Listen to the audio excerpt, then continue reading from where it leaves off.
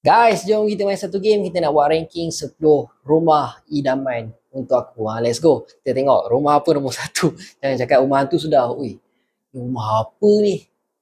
Macam scary je. Okay, aku letak nombor 9 lah. Awal-awal pun dah rumah macam scary je. Rumah atas pokok. Oi, tapi bahaya sikit lah kalau angin kuat ke apa, hujan kan. Weh, ni rumah hantu ni bos.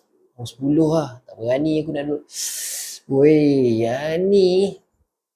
Yang ni dekat luar negara selalu tengok-tengok filem mesti ada rumah-rumah macam ni kan. Aku letak nombor 3. Nampak cantik tapi itulah besar sangat. Oh, rumah putih macam asrama je kan. Letak nombor 7 lah. Tapi nampak okey lah. Nampak okey daripada nombor 9 dan 10 tadi. Seram.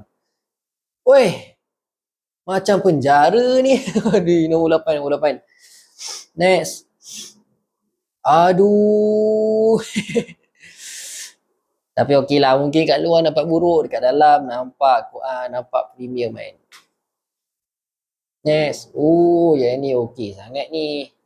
Nombor 5 dulu ke? Nombor 5. Nombor 2, nombor 2. Okay, next. Wish.